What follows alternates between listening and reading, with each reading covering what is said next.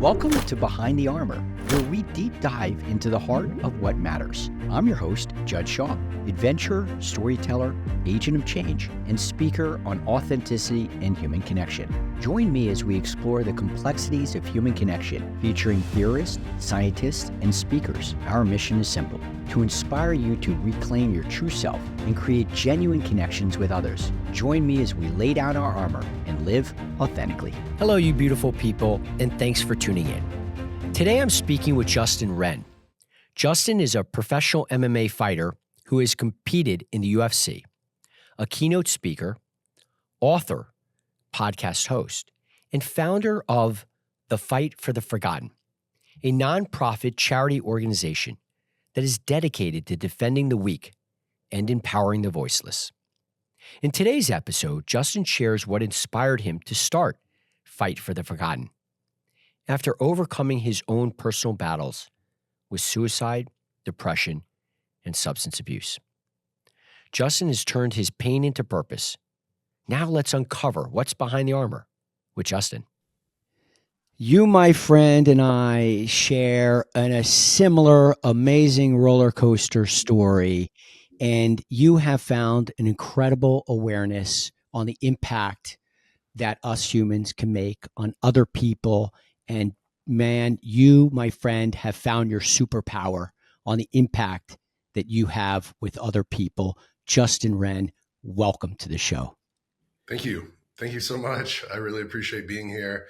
And yeah, I think when you say impact, that's probably going to continue to be my new intro into anytime I speak and keynote or even meet people. Like what meaningful impact would you make if you only knew you could? And I think we all sell ourselves short. And I mean, there's the cliche stuff like no act of kindness, no matter how small, ever goes wasted. Or JFK said, one person can make a difference and everyone should try. And man, I found purpose through service and really trying to generate impact. And I think that comes from partially, in part, trying to be a high performer, peak performance, professional athlete, but not having that linked to purpose. I would get my hand raised in the cage in front of millions of people. And I would think, is this it? Is that all? There's got to be something more. And so that's whenever I kind of went on a transition from fighting against people to fighting for people. And yeah, combining that performance plus purpose, like that's what generates impact. That's what I think the recipe is. You know, that so resonates with me, and I really appreciate that. But before you got to that point, Right. You had to get to that awareness that you can make that impact. And let's paint that picture for a minute, right? You're a 5-time All-American wrestler, 2-time national champion. You're a winning UFC successful fighter. You are a Hall of Famer in Black Belt Magazine, and you chose the ring as a fighter. And myself, I chose the courtroom as my arena. But you and I also, at the same time, we were playing champion and winner on the outside. We both struggled with depression. We both struggled with substance abuse. We both had 2 real suicide attempts. I did as well. We both suffered from childhood trauma. We both were bullied. We both, I shared these experiences with you. And I know what it looked like for me. What was that time looking like for you, Justin? Yeah. If you hear any little barks, sorry, I thought my dog was up, but I'm trying to reflect. You know, I didn't know anything about loving myself.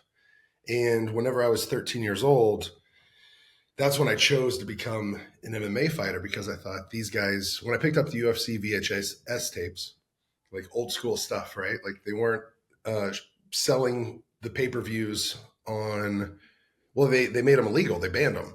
So they would sell porn on pay-per-view, but they wouldn't sell the UFC fights. And when I picked up those VHS tapes, these guys don't get bullied. And I really wanted to do it because of that. I fell in love with the chess match, but the dark times, I think, really I'm getting somewhere because in this one bullying moment, it was all premeditated in front of all the popular kids. And basically I was told by my middle school crushing me, "You're not good enough to come to my party." This was at her party where I got an invitation to go. It was a costume contest, so I dressed up. I get there, no one's dressed up, it's only me. And they took pictures of me. I was hit with flashes of light. My eyes were adjusting. I didn't, and I hear laughter. And my middle school crush says, "You're not good enough. I can't believe you thought you were good enough to come to my party." And right next to her, this guy Tyler has a cool transformation story now, but reflecting back, hurt people, and he was going through a lot of stuff. But also at that moment, maybe he was feeling a little worthless or not good enough. But he said, "You're worthless." So I felt that. And the notorious middle school bully that organized the whole thing said, "You should just kill yourself. You should just kill yourself." And so, 13, you don't have foresight for the future, that things are going to get better. Keep going, keep trying, anything like that. So I ran away from that party. I ended up behind a Dairy Queen, and I threw away my costume and was hugging my, like you'd see in a movie maybe or something, where your knees are against your chest, you're hugging your legs, and just weeping. And in my head, it was just, "You're not good enough. You're worthless. You should just kill yourself." And I don't know if I've ever talked about this publicly, but we all had a classmate named Landon. And I was probably better friends with him, but I remember all those kids from that party attended that funeral, or at least the wake, the memorial for him. And he died by suicide the year before. And so for all of us to lose a classmate and a friend to suicide, and then for them to be telling me to do the same thing, I mean, it's pretty heartless now seeing that, but in that moment, like, it just felt like, oh man, I must really not belong. I must really be not good enough, worthless. Maybe I should. So in those dark moments, I would say the reason I share that story is because I would have great moments. I would have great moments of success. I poured all myself into one thing, thinking that if I get the stuff, the materialistic things, the awards, the accolades, the fame, then everything's going to be good. Maybe I will be invited to the party, or maybe it'll be my after party, which there were many of those, where people were trying to get in the doors to come see me after a big win, and people chanting my name, whether it's after the fight or in the club. And some of those moments, I never felt more alone, because, even with all the people, because they weren't true, authentic friendships. There wasn't connection. I didn't have real community. And so let's say I did lose, then all of a sudden the whole world's coming down. Or if I didn't have a perfect, flawless victory, I'm picking out every little minor thing and making it way bigger and saying I'm not good enough because this happened or that happened. And so I guess I'm not going too deep into the dark times, except for, those two suicide attempts were real. They weren't half-assed. They were like for sure trying to go out. One time the doctor said it was 100% a lethal cocktail, basically 3 prescription bottles of Oxycontin, and a full bottle, a handle of liquor, and more. I could keep going with all the. I really appreciate that. And I recognize that not only the pain, but underneath that, the deep need to feel seen, heard, and valued. And, at an early age like you, I got the message that I wasn't worthy or that it wasn't enough. And so I decided that through my law firm, I was going to prove that, right? I was going to be so successful. And every time I got a new material thing, people must think that I'm important because look at these things that I've been able to accumulate. And I resonated with you in the sense that my dark night was also crawled up in a fetal position, crying, feeling broken on the inside. And what I I heard in your story was that in one moment when you were wearing a costume, you took that costume off, but for so long you just put on a different mask. Hmm. Yeah, for sure. Like the guy that can't get bullied, and I'm going to prove it. And in the cage, now I was always a good sport. I was always very appreciative to be there. But at the same time, like when we're in there, it's my time. It's my time to bully you. It's my time to Mm. make sure I'm not taking a back seat. I'm on, forward pressure, putting the pressure on, willing to take you to deeper waters. And that's part of being a competitor. But also, it came from this deep seated need to show, like, even people that are trying to, take my head off or whatever, I'm not going to be bullied by them. Yeah, Nobody's going to bully me. Not one single person will. And you're right.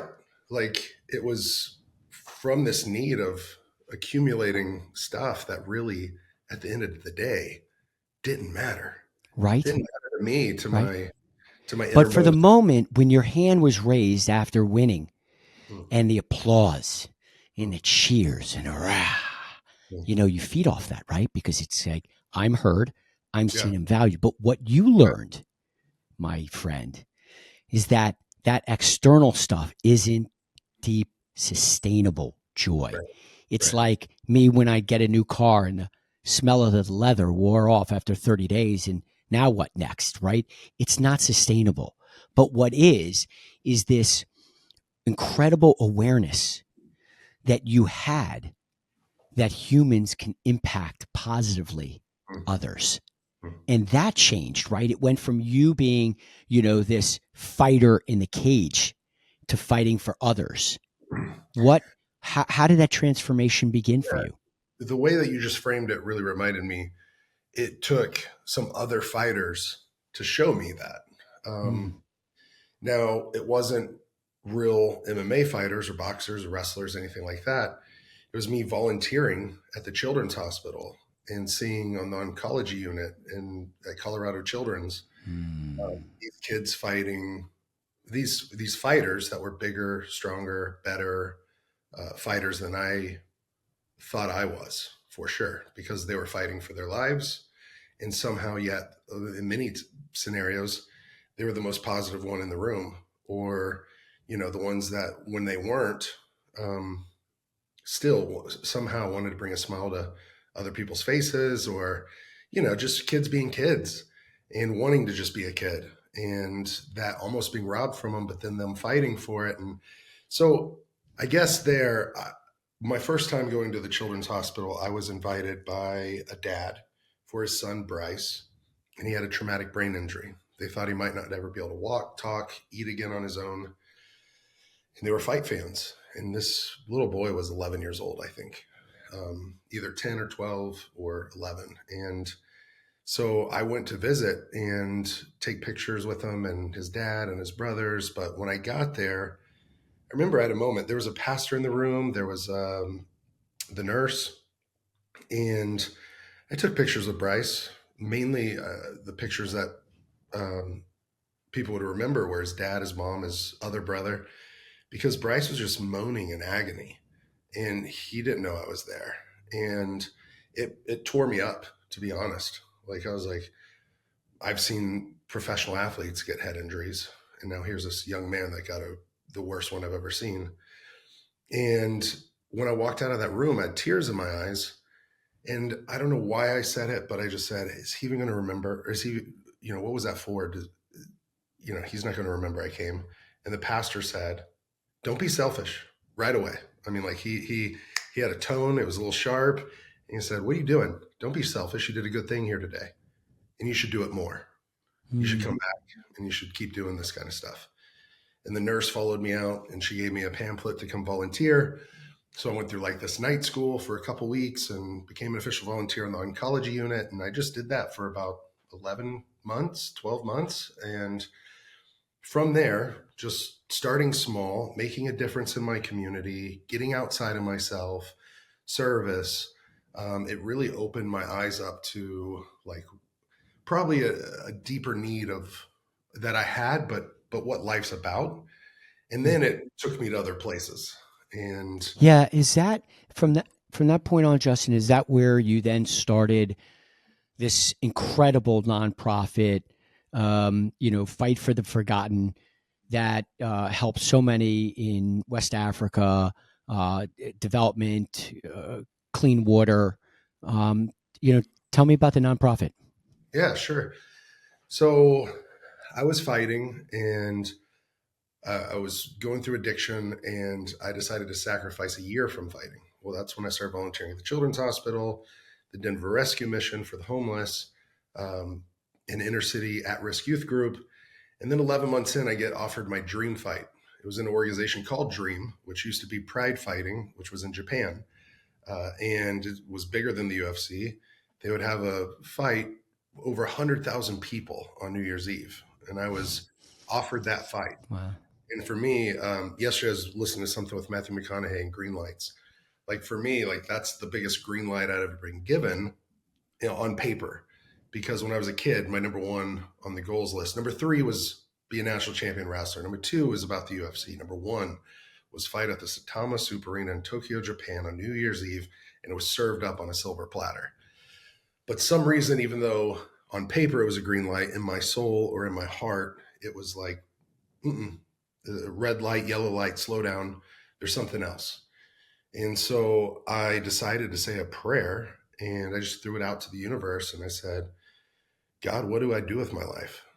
What do you want me to do with my life? And it can sound out there or whatever. And I honestly kind of, in today's age, wish I had psilocybin or ayahuasca to point back to and say that this is what caused it. Right. That would be easier. But this Right. was like completely sober. And so it's a little bit even of a mind, it's mind boggling to me. But I had a vision, and it was in the forest. I'm awake. I say that prayer, or in intention, and then boom, I'm dropped in the rainforest. So the rainforest drops around me, and I'm walking down a footpath. I hear there's vines and thickets out of the way. The footpath is barely wide enough for my feet. I mean, it's really remote. I'm walking. I'm clearing the vines and thickets out of the way, and I hear drumming. I keep walking. I hear singing. I keep walking, and I come into a clearing, and I see these twig and leaf huts that are domes, or like they're small. They're like 4 or 5 feet tall. Only the huts. And I see this man, and we acknowledge each other, and I can see his ribs, and I know that he's hungry, thirsty, poor, sick, oppressed, enslaved, that he calls someone else master, and that he feels or identifies as forgotten. And I wrote that down on a piece of paper. And well, when I came out of the vision, before I wrote it down, I cried and I wept, and I didn't know who they were, where they were, anything like that. And 3 days later, I decided for those 3 days, basically adamantly, I'm never going to tell this story. Well, now I'm telling you. And by the way, it does sound like experience that I had, but I was on ayahuasca. See, I know, and I've done that as well. I've done basically all the psychedelics, and some of them were very That's helpful. amazing. That's incredible. Yeah. And then what happened during those 3 days? So I basically was committed to never telling anybody. And then I went to you're a speaker, and I'm a speaker now too, but a speaker changed my life. And he was sharing his story about living with a tribe in Vanuatu that invented bungee jumping, the Maasai tribe in Kenya and Tanzania, and that they hunted lions, or just telling his stories. I'm like, you know what? If there's some wild guy I could probably tell this story to, maybe it's him. I tell him, and he just smiles. I was very resistant to telling him at first, but he kind of pulled it out of me when we met. And then he just smiled and said, I know who they are. And I said, what? He goes, the Pygmy people. They're in 8 or 9 African nations, but they're in the Congo Basin rainforest, from west to central to even parts of East Africa. And he goes, in 3.5 weeks, I'm going. You're coming with me. And I was like, wait, what? Who, where, all these things. And he said, though, that I was going to have to get in his car, go tell his wife, because she just asked him the day before to cancel his trip unless he got a sign. 3 days before, when I had the vision, the rebels took over the airport. And no American could, no flights could go in. But the U.S. State Department said no American for any reason go there. They were killing people in the streets, all sorts of really bad stuff. I could get more graphic, but I won't. And so I'm like, whoa, maybe we don't need to go right now. Maybe we can delay it. Maybe we can postpone it. Maybe we can go when things calm down. We go tell his wife, and Jess is there. His name was Caleb, and Caleb goes, tell Jess, and she's pregnant, and she's got a toddler. And I'm like, I don't know if this is the right. Right. Yeah. But I tell him, and the wildest thing, it's like they became into almost like amazing humanitarian missions, like life coach mode. If you don't go, you'll never know. Caleb, you got to take this guy. You always wonder what should have, could have, would have happened. It seems like right now is the perfect time to go. And I'm just like, whoa, this is insane. This is crazy. We end up going. We find a pilot in Uganda that's willing to take us to the Congo. First one, at least the first pilot said no. But they put us in contact with someone else. I think there was a second that might have said no, but then we found someone that would take us. Land on a grass runway that they're clearing with machetes as we circle it so that we can land. That's their like lawnmower. And there's like 40 people running out with machetes from these huts. And I'm like, what's going on? And actually they're just mowing the grass. But we land, we drive like 6 hours. We get on motorcycles through the rainforest. I've never been on a motorcycle in my life. Now I'm on a motorcycle in Congo driving by trees. No, I couldn't even drive it. Someone else had to drive it, and I'm on the back. And then we go in a canoe that's not big pygmy size. It's almost taking on water, but there's crocodiles and hippos in the water. I'm like, what are we doing? Where are we at? This is insane. And we get across and we hike for about 30, 45 minutes. And then we hear drumming. Then we hear singing. Then we come into a clearing. First guy we meet that acknowledges us, you can see his ribs. He's coughing. We find out it's tuberculosis. It's not just similar to the guy. He is the guy from the vision. And I got so weak in my knees, like they were shaking at first. Felt like I was going to fall over. I felt dizzy. It was, a day or two ago, my fiance, we were talking and we're at the sink and we're cleaning the dishes and stuff. And she goes, whoa. And she just looks at me with these big eyes. She's like, this is a big deja vu moment. Well, all I can say is that moment for me in the forest was like that times 1,000, because part of me was like, is this real life? Is this actually happening? Like, I hope this isn't, it might be a psychedelic reactivation, but I really hope it's not a psychotic episode. Like, am I disillusioned? Like, what's going on? But I literally had to take a knee, and Caleb and Colin, both my friends, who, by the way, I just met, are grabbing my traps, saying, "This is your vision. This is your vision." Like they knew it. I'd written it down. It was in my backpack on my back. We stayed for a couple of weeks. The poverty and the suffering and oppression, like it was so overwhelming. The biggest culture shock I've ever experienced. People without clean water, slave masters coming up to us saying, "What are you doing with my property? I own these people." We're calling them less than human. All sorts of terrible things. And I just felt like, one, I had the vision. I knew it came true. But two, still trying to reconcile that in my mind. Because that's still a process. Even now, I don't know if you can hear, like I'm still like reflecting back, like that actually happened, but it's still wild. And something outside myself or my highest self or something greater than me definitely like dropped that in on me. And the last day I told Caleb, I'm like, because he asked, he said, "What are you going to do?" And I said, "What am I going to do? What are you talking about? Like, I'm way too small.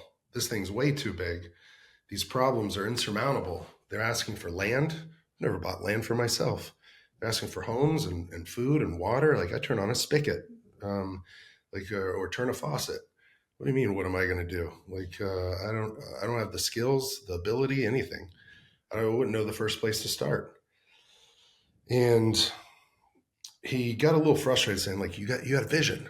I'm like, "Okay, Caleb, I get it, but also I could spend the visual I get after having this vision is if I spent my whole life dedicated to this, pouring everything I could, like Mm. it's trying to empty the ocean with an eyedropper.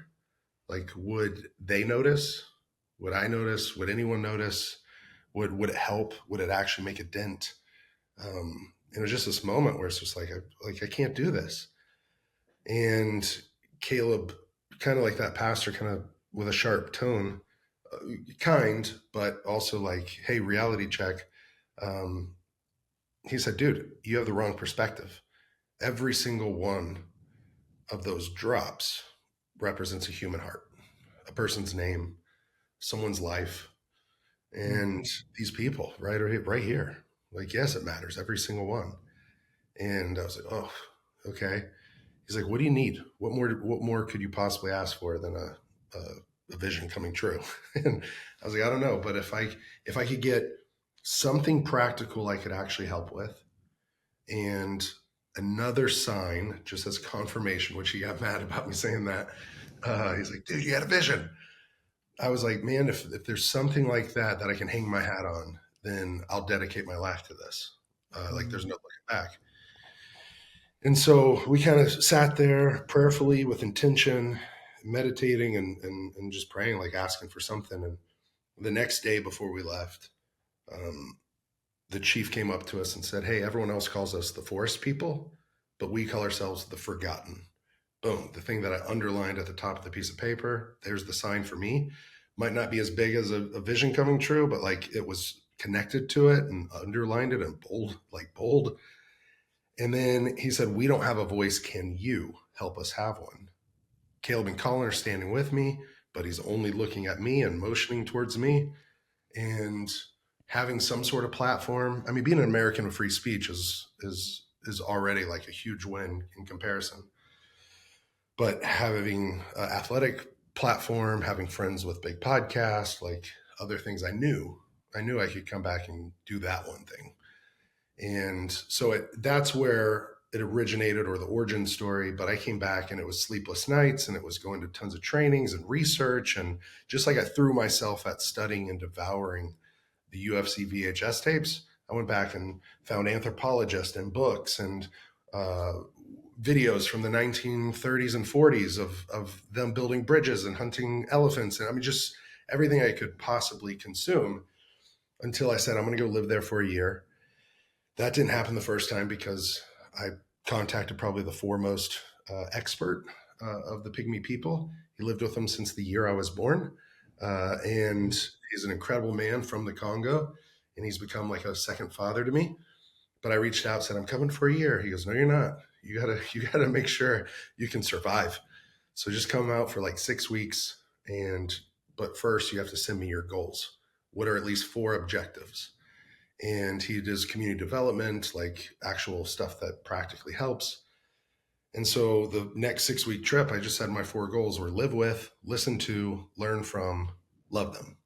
Like I understand that I can read about it and forget about it, or I can hear it and it go in one ear and out the other.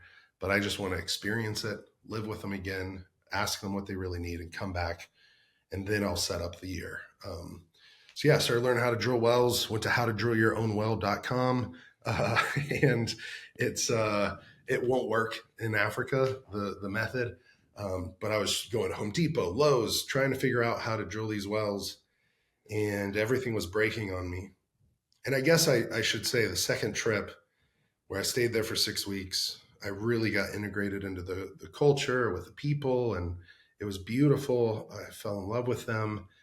They named me Efeosa, which means from the Efe Pygmy people, that means the man that loves us, which I cherish that name. The Mabuti named me Mabuti Mangbo, and that means the big pygmy.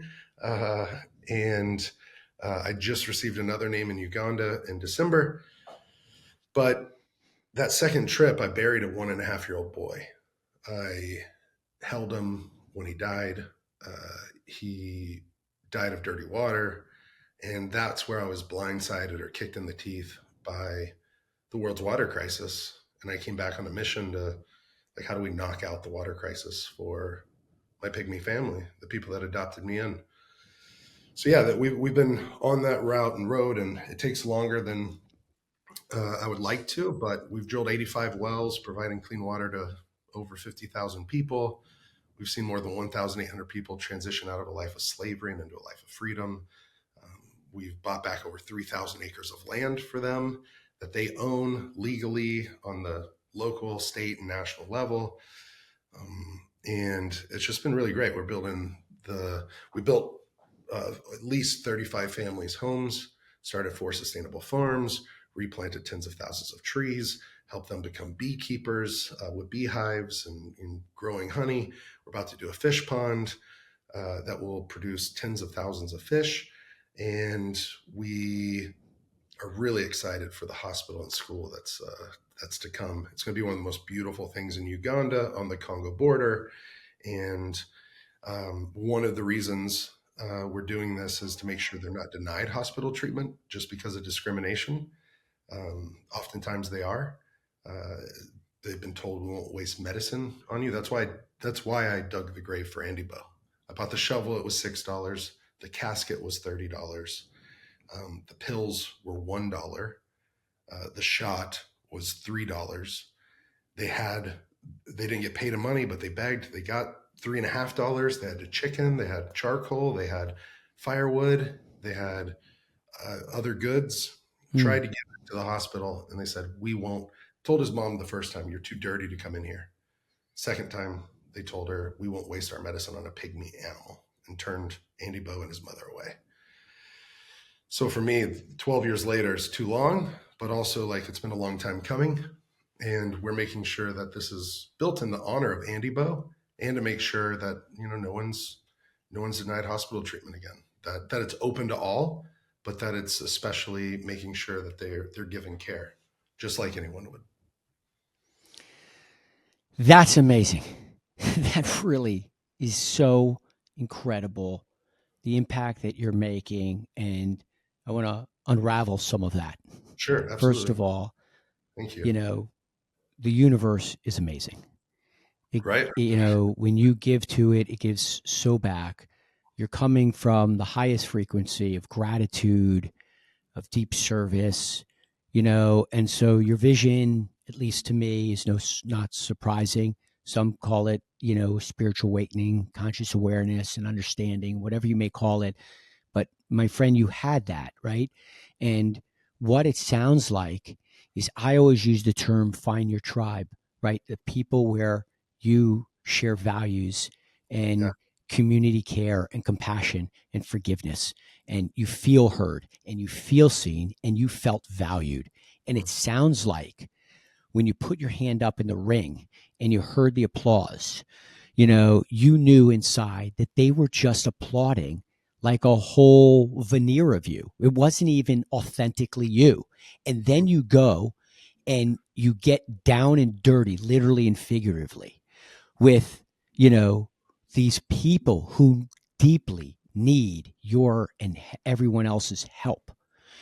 And you go, wow, this is authentic, right? This feels like I found that's the sustainable joy. It Yeah. sounds like for you, when you went away for the first time in your life, you felt like a person, like heard, valued, like everything you wanted from that moment when you went to that party in your costume. And this time you could show up as you, real and raw. Yeah. I would say yes. Thank you for that. Um, reflection, but also, man, like I've been to the Super Bowl when my friends are playing. I've been to the NBA when I'm on the court or in the box. I've been to the NBA Finals, the World Series. Normally, because I'm an athlete, I know the athletes and other things like Mm. that. Been to the biggest boxing fights, UFC 100, 200, going to go to UFC 300. And the thing is that a small community of 100, 200, 300 people getting access to water for the very first time being able to see clean water, taste clean water, have clean water. It belongs to them. That crowd drowns out the sound of a super. Mm. When the water comes out, it splashes, whether it's hitting the ground, filling up a cup, someone taking a sip. I have some pictures I could show you. And the dancing that happens, I mean, the celebration, like my buddy Chris Long and John Dornbos, they won the Super Bowl with the Eagles. And I remember the parade they had. And it's awesome. The whole city's lit up. But it's just different. It's so different whenever a community gets access to clean water. Like that's not the sound of like a lineman hitting the ground or a tackle, like it's the sound of Goliath hitting the dirt. Right. A giant of named E. coli or cholera or intestinal amoebas, parasites, bacterias, whatever, Shigella. Like it's like hitting the dirt and it's done. It's finished. And now this is a life-giving victory. And whenever, yes, I came alive because I got to help and serve, but man, they helped me in such probably a deeper, more meaningful way. I know water really, really means a lot. Mm. But at the same time, like they didn't just change my life. I'd say they saved my life through purpose and acceptance and belonging and community. When you say tribe, like I found my tribe. And I don't know if I was part of the Pygmy tribe in a past life. Someone was joking with me the other day and said, Definitely. well, I Pygmy to feel come it. back, maybe a Viking, vanilla gorilla, I albino feel rhino, it. Ableton Some lookalike. spirit guide of yours is there. Right. But I come alive when I go there. I come alive. And on my last trip, we've been working with the Batwa and the King for a long time. But this time was different. And they got the land titles that we've been working for years to get them back. And they have their homes and their farms and their water. But the king was like, I'd really like to take you to my father's grave. King Nzito is his name. And the king, father of the king was named Olengama. Well, they decided to take me there whenever they got the land titles because they wanted to give the land a new name. They wanted to name it Olengama after the king's father because he would have wanted this for them, which was awesome. It was beautiful. We go down there, and instead of leaving flowers on the grave, we end up leaving meat. So hunter-gatherers, what's really important and vital to them is the bush meat and other things. So we left meat in a clay pot that was literally made from the time his father was alive. Just beautiful. We sat down and ate around the grave. We went to the throne that was in the forest, and basically it's a tree, and you can still see where he sat, his elders sat in the buttressing roots, which is just, I mean, it feels like something out of like a superhero movie or something. It's so cool. And then they scooped up some of the dirt from the king did from his father's grave. We went back that night. They wanted to show the kids how to build their traditional huts.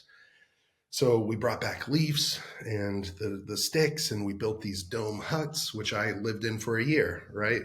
I've been going back and forth the last 12 years, but that was my home for a year. And I slept on the dirt, and the fire was my blanket. And, I didn't have running water or a toilet or anything like that. And so when they built that, I was just like, oh, yes, like, sweet. We built these great, big, nice homes, which they love. They're protected and they're safer and healthier and all that other stuff. And they wanted it, but I want to sleep there tonight. And so I went and grabbed my bag and threw it in and set up camp for the night and the next few nights. And King goes, "Are you sleeping there?" I was like, "Yeah, of course." So he went and grabbed his stuff from basically like the King's Castle is what they kind of call it. And he put his stuff in our hut together. The elders came and they decided they were going to stay too. And then that night they waited for everyone to go to sleep and they asked me to stay up, and I did. And it was just a beautiful moment. And we set a fire, we sit around it, tell stories, but then they start mixing the ash into the dirt from the king's father's grave. And then basically they paint me on my head, my lips, my nose, my cheeks, my chest, my arms, my hands.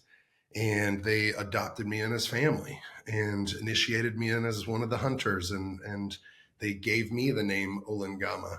Wow. So it was just this moment of connection where it's like, yeah, we're from two different worlds and we might look. I mean, the king is maybe 4'3". The average height for the Pygmy men is 4'6", and he's on the shorter side. So, we're possibly um, as different as two human beings can be externally, but we're so like-hearted and connected, and we're there's this bond, this common bond for Mm. life. And so that was just an honor that, like, I don't take lightly. And now it's like, okay, it's perfect. Um, And I want to connect with you for a moment on this because I have an observation, and I hope that you rewatch this episode when it airs mhm. because the energy that you give off, the joy, the smile in your face, that it just radiates. And that's Wow. important on the subject because while you're helping so many others, really for a lot of people, it's also self-healing. You Yes, of know, course. it shows me, like me, when I got out of the courtroom and chose to move my fight from that arena to serving others, right?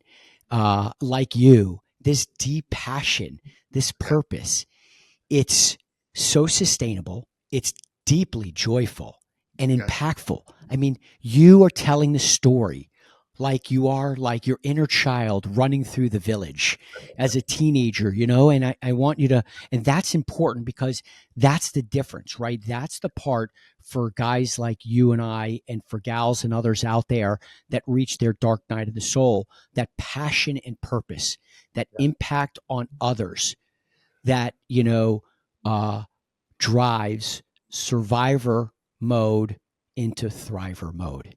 yeah, I agree. Thank you. I'm taking that all in. So I receive it. But also, I would say that just, you're right. The I think all of us became kids again that evening because we danced until the sun came up, and Hmm. they started singing songs. So half of their community just basically went through the forest following the animals and got cut off in Uganda. So they couldn't go back home. So they went into singing some songs from the Congo, and I lived in the Congo for a year and with their cousins and things like that. And so when they started in on the first song, after naming me Olengama, I was like, oh, and I'm just listening to it for 10, 20, 30 seconds. And then I just come into it with them singing the same song. And they all Wow. just like start looking around. Then they went to the second song and I come in on it with them. Third song, fourth song, fifth song. Like I knew them all. And then it was like, get up on our feet. Let's dance. Let's keep going. Let's laugh. Let's play. And these guys are in their 60s, 50s, and 60s. And we just danced the night away until at least 4:35 in the morning, Hmm. uh, and went to bed sweaty with smiles on our faces. My cheeks were hurting, falling asleep, and that's not, normally when you're sweaty and going to turn the dirt into mud when you lay down, you'd probably want to shower first, or you want to dry off, or you know uh, somehow calm down. But I just fell asleep in complete joy, Hmm. or ecstasy. It was awesome. For you and I, we didn't need we didn't need the accolades, the awards, the trophies, material. We needed a sense of belonging. Mm, That was the real validation because that's inward. Because yeah, now you feel like a champion on the outside when you dig those wells and provide pure water, but you also know that you're feeling um, authentically you on the yeah, inside. You feel yeah, like that, like, yeah, right. yeah, yeah. You don't just, and your service to others doesn't even end there. You're actually a podcast host yourself, right? You have Overcoming with Justin Wren, and I love the concept, which is, I always say that we're all fighting battles that none of us are really talking about, right? Right. And your podcast sort of flushes that out and says it, addresses that elephant in the room, like, hey, we all have battles, we all fight our own demons or whatever, and overcoming those is the important thing. Tell me about the podcast. Yeah, so we're redoing it now because we're going to launch it around sauna and cold. So cold plunging and saunas. We're with guests. We'll do that because I take so many pro athletes and other people through my practice, and their practice, and we bond over it. And afterwards, everyone's like, oh, I wish we had a mic and this was recorded as a podcast. What a great conversation. The dopamine's at an all-time high and everything. And so we're about to do that, but we'll go deep. And yeah, I think overcome is, you, me, we have overcome 100% of our darkest days. No matter who we are, we just have. If we're still here, we still got breath in our lungs. Let's be grateful for it. Beating heart in our chest. Let's be grateful for it. But also let's talk about life. Life is a beautiful dance, but sometimes life is a fight. And we have to win this fight called life. And there's some real tactics and tools and techniques. And often it comes from, I started this podcast by saying I didn't know how to love myself, but I've been on this journey now, from loving others to now allowing myself to love me and others. And I truly believe you have to love yourself like your life depends on it. Why? Because it just does. It actually does. Yeah. And whenever we decide to face it all and feel it all, like that's where the magic happens. And when we decide to love ourselves like our life depends on it, dude, that's the birthplace of miracles, and in our life and the lives of others. And so I think when you love yourself, you're able to love others so much more. And I used to more be like a funnel, not a funnel, but I don't know what I call it, a gutter, where instead of accepting any of that love, whenever that would come in, I would just push it, redirect it, and try to give it away. But now I realize, like, I need that to be charged up, because that source of love is a mighty effing river, and it can flow through me and onto others. And so why neglect myself while trying to give it away? Like, let's do both. Let's have it and give it. And the more you give it, the more you have it. And it's just this beautiful circle. Such a beautiful human being. When I was leaving recovery in 2020 from a center, Yeah. they let you go with sort of like a quote and a song and inspiration. And the one they had given me was Teddy Roosevelt's speech, "The Man in the Arena." Nice. And I think about you when I hear your story. I just think about you as being the guy who's marred and dusted, and but you're on that field, but in the real arena, right, of impacting others. Thanks. Um, Thank that's you. so. And I was hoping to see you. By the way, we're both keynote speakers, and I was hoping to see you in this community we're involved in December, last December, out in Arizona. But I was there, and you were in Egypt, and Right. and of course, Justin Wren, being Justin Wren, comes in to receive his award, virtual from the pyramids, Yeah. and I get to find out that you just got engaged. I did. I did. I just got engaged, and I'm so in love. I really am so grateful for it, because I didn't know, man, we both have been divorced, and we both were hoping to find true love, real love, that's deep love that will continue and grow and always grow. And so what's been really Mm. cool is has such a growth mindset. Many of the things that I said today, I'm repeating her, because she lives it, Mm. breathes it, and inspires me on a daily basis. So, man, I would say, if you're in that dating mode, find that, because I wake up every day and I'm truly actually inspired by the person I'm with. And man, there's no replacing that. When my tank is low, oftentimes hers is full, uh, and and it just is something that I would go even further to say she's not just so good to me, she's so good for me. And Mm. there's a difference, right? Like, there can be the codependent stuff on she's good to me, and she does this or does that or whatever. No, her daily practices are badass, and she's on it more than I am, and I want to be more like her. And so it's been really cool. I went straight from Uganda to meet her there, and she didn't know it was coming. And luckily, I found someone through a really close friend, that 28-year archaeologist, and he is a Cairo University professor, and uh, discovered this incredible find in Egypt, the biggest find ever by an Egyptian team. So when I told him what I wanted to do, he was like, wait, we've got to do it this way instead. So before the park opened, he took us into the Sphinx. We go behind 4 closed gates, and we had gone there before, but we couldn't even get close to it. And right in the heart, by the heart of the Sphinx and the hug of the Sphinx, I got to ask her to marry me. And, now she's coming alongside on this journey with me. I wouldn't say it's underneath Fight for the Forgotten. I would say it's alongside Fight for the Forgotten. And it's going to be called Fight for Her. And it's going to be a women's initiative within the hospital and the school for the women and the girls, the maternity ward, the pediatrics unit, the school age girls, and really going to try to empower them. So, yeah, man, it's been all really, really good. And we look at each other still with like those eyes of like googly eyes or the heart emoji eyes.